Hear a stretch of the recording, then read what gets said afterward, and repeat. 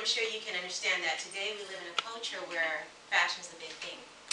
You know, the media is heavy with all these different trends and telling you what you should look like, how you should smell, type of gear you should wear. You know, and basically it gives us all these false perceptions of what we should buy into, as this is the way it's supposed to be. We have heard commercials that say you should flow like this, and fashion industry say you should wear this or this and that. And for the ladies here, the Beyoncés, Kardashians of the world say you should be shaped like that. You know, it's so much pressure. And it gives us, of course, it's these glamorous images upon us as though this is a true face of society. But in reality, it's not. It really underrepresents, especially people with mental disabilities. In fact, 1 out of every 4 young people are living with mental disabilities. Can I just ask you a personal question today? At what point is it okay just to be our natural selves, right? I'm short. I can never be tall. I have to be comfortable with being short. At what point is it okay? You know, with all the pressures of being a teenager and being a student as it is, that's just a lot just to endure.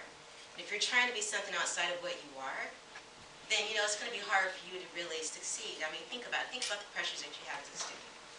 You know, the demands of your parents, right? Keep your room clean, right? Show up to school on time. Teachers, do your homework on time, right? Get good grades. Oh my gosh, there's just a ton of stuff that you have to conform to. Can anyone tell me what that may feel like? I mean, I can tell you what it was like when I was in high school.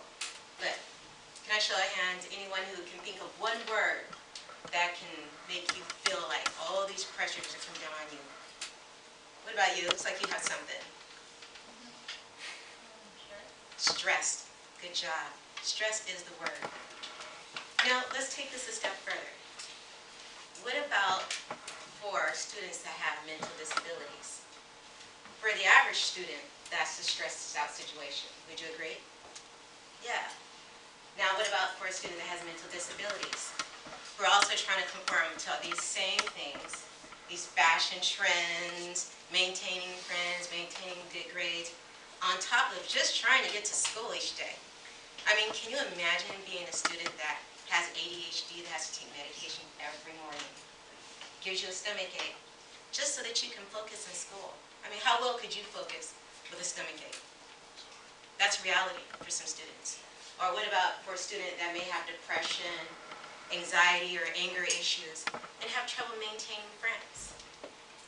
And your friends don't even want to understand why you act the way you do because it's just so awkward. You know, I can speak to this personally because I raised 2 children with mental illnesses who have these same exact issues. You know, we really, really have to take time out to stop and think that there are some of us out there who are really dealing with some heavy issues out there, and we really need to be kinder to one another and not so judgmental when someone acts different or what we so-call awkward from what we think.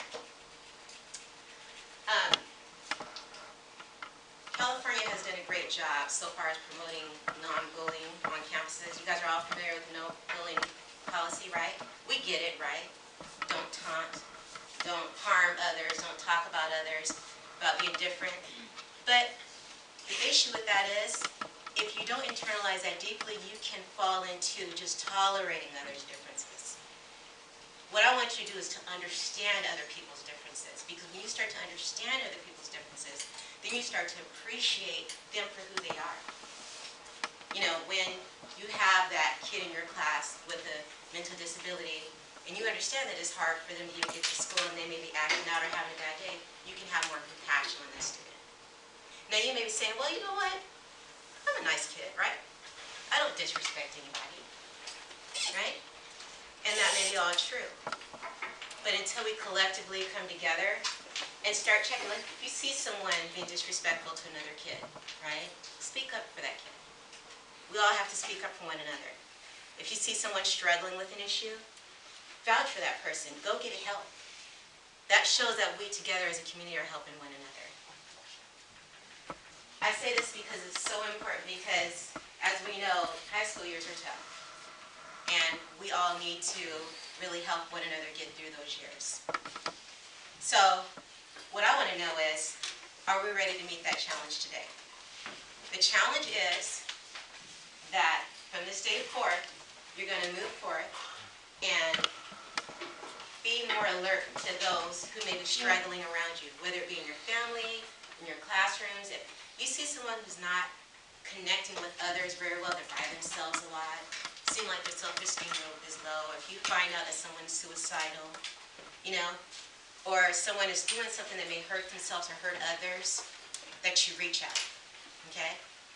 Can we make a promise to ourselves? Say, can I see a show of hands? There are people who are just willing to do that. I mean, think about it if it was your sister or your brother or your cousin. You want someone reaching out to help them. I really appreciate that. You know what that means? That you're willing to stand up for a change. And I also want to speak to those kids in the audience today who may be dealing with mental disabilities. Stay ready for friendship. Stay positive. Because you know what? Not everybody may understand the issues that you may go through, whether it may be a learning disability, whatever. But just understand, as long as you're understanding that they may not understand everything, you will keep a level playing field to create friendships at that point. And friendships are important. You are also truly fortunate to have teachers that you have and principals, staff here at the school to bring speakers in like myself to talk to you about these types of issues, because these are real issues. Okay, my name is Candace. Thank you for allowing me to talk to you today.